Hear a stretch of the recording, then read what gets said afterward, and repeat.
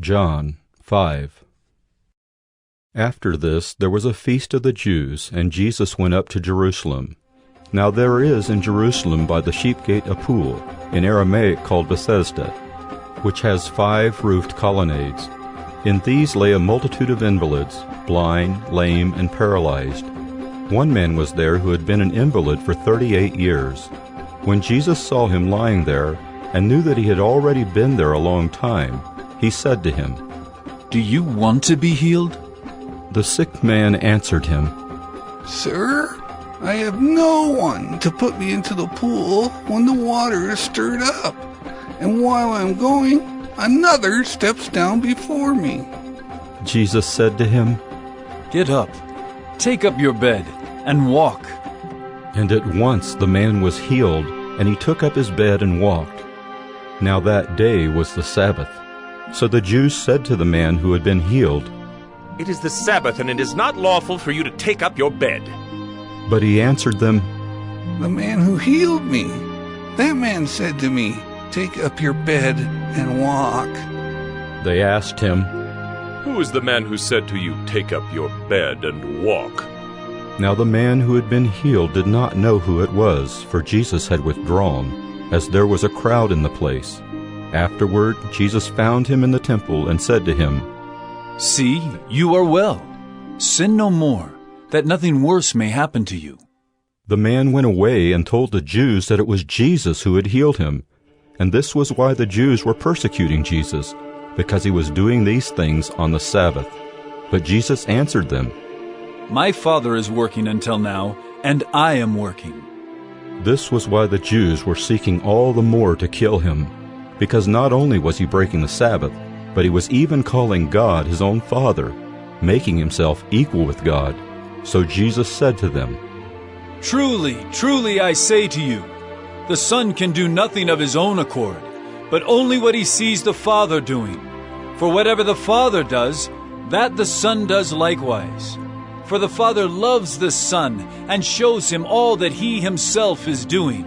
And greater works than these will he show him, so that you may marvel. For as the Father raises the dead and gives them life, so also the Son gives life to whom he will. The Father judges no one, but has given all judgment to the Son, that all may honor the Son, just as they honor the Father.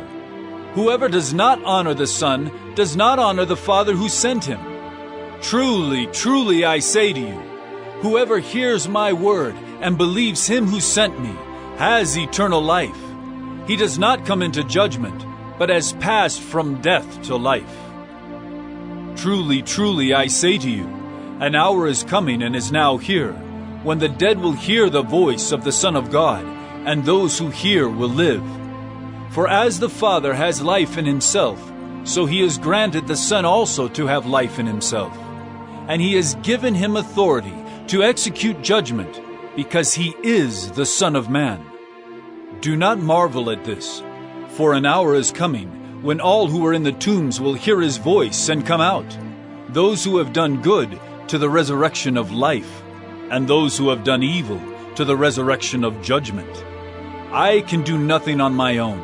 As I hear, I judge, and my judgment is just, because I seek not my own will, but the will of him who sent me. If I alone bear witness about myself, my testimony is not deemed true. There is another who bears witness about me, and I know that the testimony that he bears about me is true. You sent to John, and he has borne witness to the truth.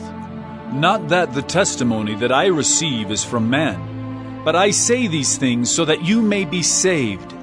He was a burning and shining lamp, and you were willing to rejoice for a while in his light.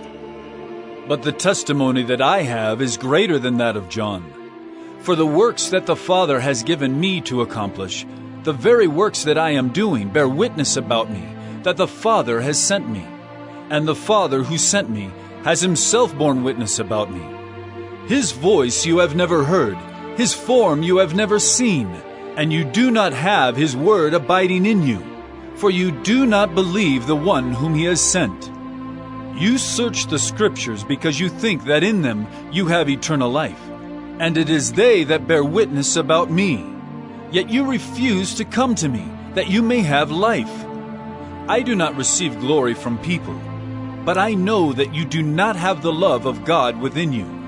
I have come in my Father's name, and you do not receive me. If another comes in his own name, you will receive him. How can you believe when you receive glory from one another and do not seek the glory that comes from the only God? Do not think that I will accuse you to the Father. There is one who accuses you, Moses, on whom you have set your hope. For if you believed Moses, you would believe me, for he wrote of me. But if you do not believe his writings, how will you believe my words?